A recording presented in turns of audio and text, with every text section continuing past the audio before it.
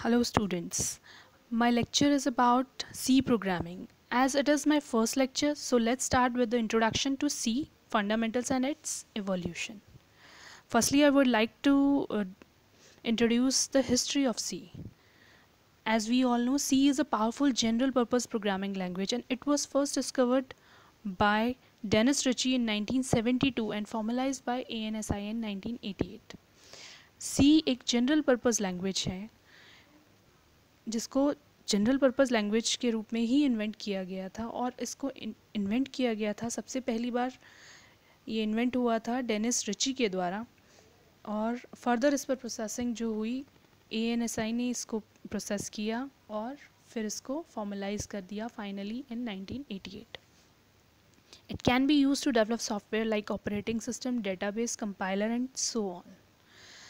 इसका जो इस्तेमाल हुआ वो हुआ ऑपरेटिंग सिस्टम्स को डेवलप करने में, डेटाबेस को मैनेज करने में और कंपाइलर्स के लिए. सबसे पहले इसका जो एप्लीकेशन हुआ वो यूनिक्स ऑपरेटिंग सिस्टम के लिए हुआ.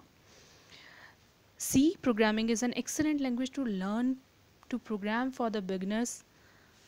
सी जो है एक एक्सेलेंट सोर्स है बिगनर्स के लिए जो कि सिखाता है किसी भी प्रोग्रामिंग लैंग्वेज को. ये बहुत ही कोई बिगनर्स के लिए बहुत ही आसान है इसको सीखना. And in a very short time it has become so popular because of the following features. First one is it is easy to understand, बहुत आसान है इसको समझना. सेकेंडली स्ट्रक्चर्ड लैंग्वेज है, यानी प्रॉपर स्ट्रक्चर के थ्रू हम इसको समझते हैं, हम इसको डिज़ाइन कर सकते हैं. Thirdly is efficient program designing. जब हम एक बार इसको समझ जाते हैं, फैमिलियर हो जाते हैं, then it is very easier and the programming through C is very efficient. बहुत कम समय में हम इसकी प्रोग्रामिंग को जान जाते हैं, कर पाते हैं इससे प्रोग्रामिंग. डिज़ाइन कोई भी प्रोग्राम हम बहुत आसानी से कर पाते हैं. It can B compiled on variety of computers, यानी हम इसको इसकी कंपाइलेशन के लिए या सी के प्रोग्राम को रन करने के लिए हमें कोई भी स्पेसिफिक काइंड ऑफ कंप्यूटर नहीं चाहिए. किसी भी सिस्टम पे सी को हम आराम से रन कर सकते हैं, कंपाइल हो जाती है आराम से. तो इसलिए it is the advantage of C language. Next one is useful in maintaining database. Database को मेंटेन करने में भी सी बहुत यूज़फुल है.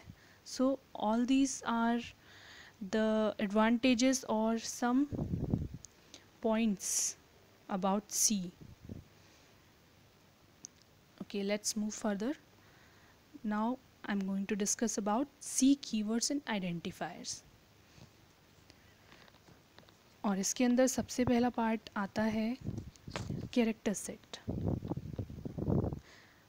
To know about any language, it is the first step that we has to know about the vocabulary. That means हमें किसी भी भाषा को जानने के लिए हमें सबसे पहले उसके अक्षर ज्ञान या वर्णमाला जिसे हम कहते हैं उसको जानना बहुत ज़रूरी है. तो इसी तरह सी का भी अपनी एक वर्णमाला है या अपने कुछ अक्षर हैं, कुछ शब्द हैं जो सी के अंदर एप्लीकेबल होते हैं, कुछ स्पेशल कैरेक्टर्स होते हैं. Let's know about them. A character set is a set of alphabets, letters and some special characters that are valid in C language. Character set जो है valid set of characters और letters और special symbols जो कि C के अंदर use हो रहे हैं वो सब हमको बताता है. सबसे पहले जानते हैं इसके अंदर जो अल्फ़ाबेट्स हम यूज़ करते हैं. तो alphabets are upper and lower case of English alphabets, यानी A to Z and lower case of A to Z. Okay, both lower and upper case of alphabets are can be used as variables and functions. Okay, nextly it is digits. 0 to 9 arithmetical digits are valid in C programming, यानी 0 से लेकर 9 तक के सभी अंकों को हम सी programming के अंदर वैलिड मानते हैं। इनको हम एज़ पर देयर यूज़ कर सकते हैं, जहाँ पर भी इनकी नीड है हम इनको यूज़ कर सकते हैं। These all are valid character, valid digits. Now come to the next point, which is special characters. There are some special characters in C programming which are given under, as you can see here. तो ये सब आपको दिख रहा है, ये सब C के स्पेशल कैरेक्टर्स हैं जो कि वैलिड हैं C में। जैसे कि आप देख सकते हैं अलग अलग सिंबल्स हैं, comma, less than, greater than, dollar sign, hash tag, ampersand, this all are valid special characters. मतलब इन कैरेक्टर्स से जो आप यहाँ पर देख रहे हैं, इनसे बाहर आप कोई भी कैरेक्टर सी के अंदर नहीं यूज़ कर सकते। केवल इन्हीं को यूज़ करके आप प्रोग्रामिंग को स्टेबलाइज कर सकते हो। इन्हीं का यूज़ जो इनकी नीड के अकॉर्डिंग आप इनको अप्लाई कर सकते हैं। इससे बाहर कोई भी कैरेक्टर आप यूज़ करते हैं तो वो इनवैलिड शो होता है।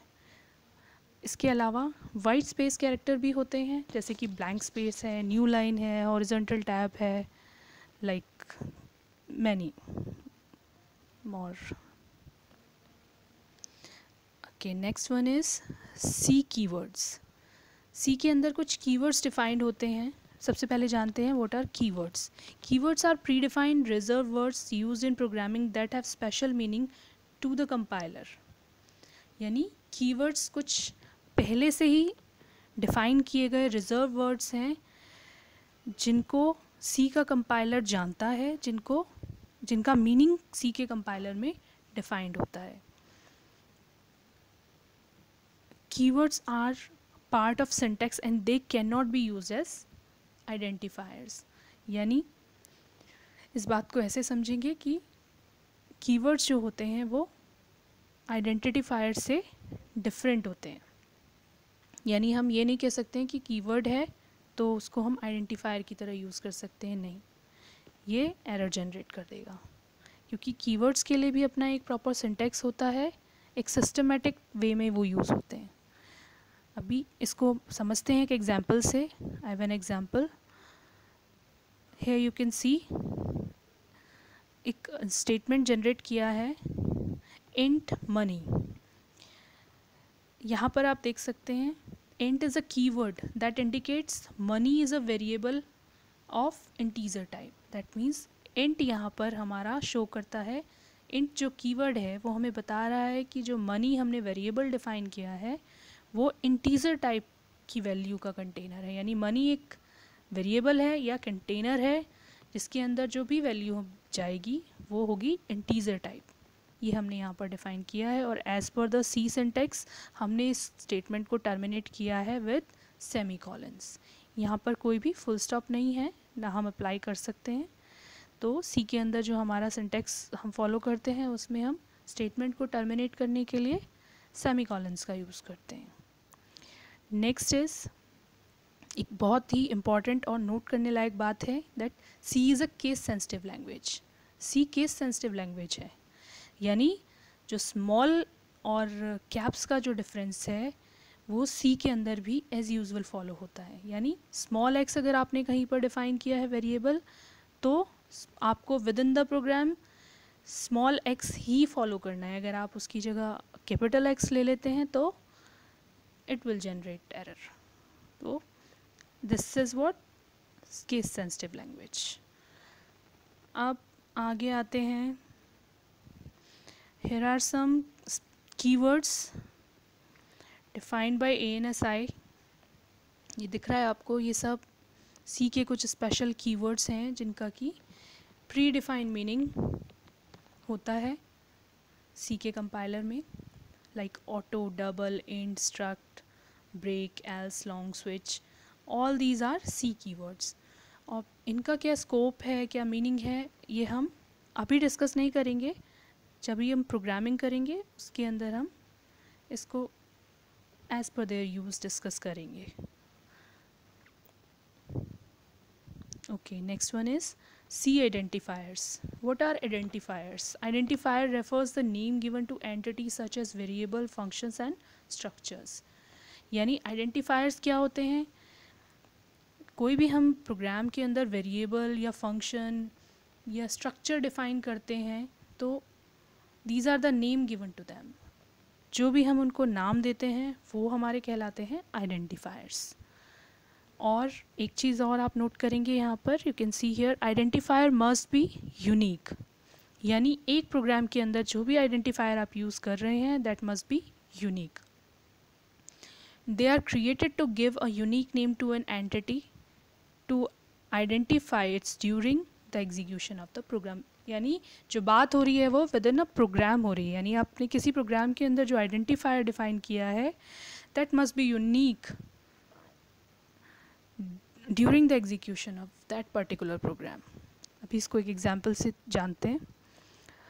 सेम एग्जाम्पल भी है इंट मनी, और next one is double account balance. यहाँ पर हमने दो स्टेटमेंट दिखाए हैं एक एग्जाम्पल में। Int money, here int is the keyword and money is the identifier, and double account balance, यहाँ पर डबल क्या है हमने अभी देखा है ऊपर लिस्ट में, double is a keyword and account balance is identifier.